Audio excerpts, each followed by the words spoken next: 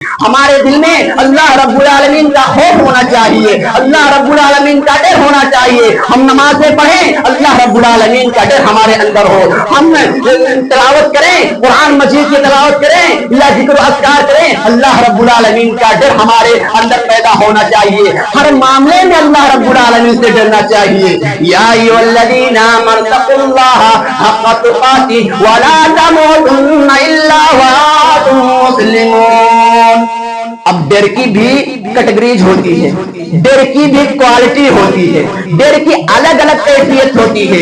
ابھی ہم عورات یہاں سب بیٹھے ہیں، اچانک یہاں کوئی سانپ آ جائے، ہم ایک دم اٹھ کر کے بھاگیں گے کہیں کاٹ نہ لے.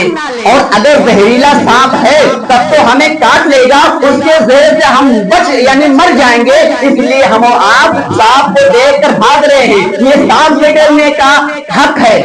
اور جنگل میں جا رہے ہیں، اچانک ہمارے سامنے شیر آ گیا تو ہم شیر کو بھی دیکھ کر بھاگیں گے. کیوں؟ کیونکہ وہ حملہ کر دے گا، اور اگر بھوکا ہوگا تب تو وہ ہمیں لقمہ بنا لے گا. شیر سے ڈرنے کا مطلب کیا ہے کہ اس کو دیکھ کر بھاگا جائے، یہ شیر سے ڈرنے کا حق ہے. اب یہاں اچانک آگ لگ جائے تو کوئی آگ کو دیکھ کر بھاگے گا نہیں، بلکہ اس کو بجھانے کی کوشش کرے گا. بھاگے گا نہیں اور اس میں کودے گا بھی نہیں، چھلانگ بھی نہیں لگائے گا. کیوں؟ کیونکہ معلوم ہے کہ اگر وہ آگ میں کودے یا چھلانگ لگائی تو ہم جل جائیں گے. لیکن ہم اور آپ آگ سے بھی ڈرتے ہیں. آگ سے ڈرنے کا حق کیا ہے کہ اس میں چھلانگ نہ لگائی جائے، اس میں کودا نہ جائے. زہر سے ہم اور آپ ڈرتے ہیں، لیکن کوئی زہر کو دیکھ کر بھاگتا ہے؟ نہیں بھاگتا ہے. لیکن ہم اور آپ ڈرتے ہیں. زہر سے ڈرنے کا مطلب کیا ہے کہ اس کو کھایا نہ جائے، اس کو پیا نہ جائے. زہر سے ڈرنے کا مطلب یہ ہے کہ اس کو یوز نہ کیا جائے. آگ سے ڈرنے کا مطلب یہ ہے کہ اس میں چھلانگ نہ لگایا جائے. شیر اور سانپ سے ڈرنے کا مطلب یہ ہے کہ اس کو دیکھ کر بھاگا جائے، اس کو دیکھ کر راہ فرار اختیار کیا جائے.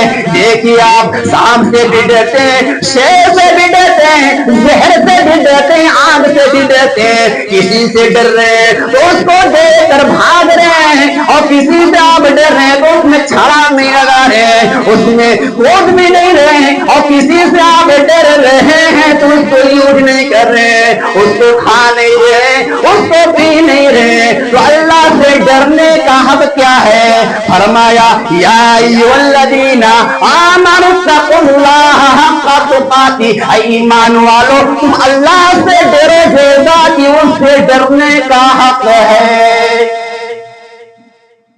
اللہ سے ڈرنے کا مطلب کیا ہے کہ جن کاموں کے کرنے پر جنت بتائی ہے اس کو کیا جائے، جن کاموں کے کرنے پر جہنم بتائی ہے اس سے بچا جائے، اس سے ڈرا جائے. اللہ نے کہا کہ ہم سے ڈرو، یعنی ہم نے جن کاموں سے روکا ہے میرے بندو تم ان کاموں کو چھوڑ دو، تم ان کاموں سے روک دو، ورنہ ان کاموں کے کرنے پر جہنم میں جلو گے.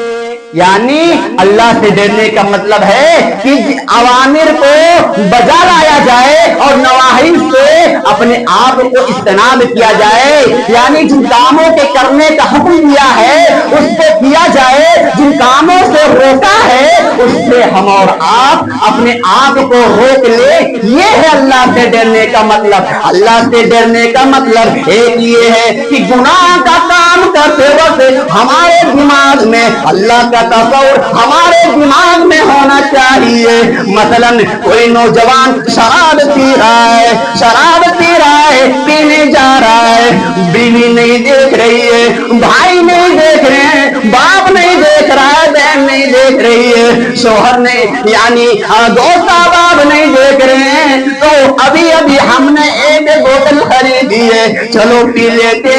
جیسے ہی اس نے بوتل کا ڈھکن کھولا اور منہ تک لے گیا، لیکن خیال آتا ہے نہیں نہیں اللہ یعنی باپ نہیں دیکھ رہا تو کیا ہوا، بیوی نہیں دیکھ رہی ہے تو کیا ہوا، ماں نہیں دیکھ رہی ہے تو کیا ہوا، میرے بچے نہیں دیکھ رہے تو کیا ہوا، بیوی یعنی بہن نہیں دیکھ رہی ہے تو کیا ہوا، دوست احباب نہیں دیکھ رہے تو کیا ہوا، اللہ رب العالمین کی ذات تو دیکھ رہی ہے. جیسے ہی تصور ہمارے دماغ میں آتا ہے ہم نے شراب کا توڑ دیا, بوتل دیوار پر دے ماری, بوتل نالی میں پھینک دی. یہ ہے اللہ سے ڈرنے کا مطلب.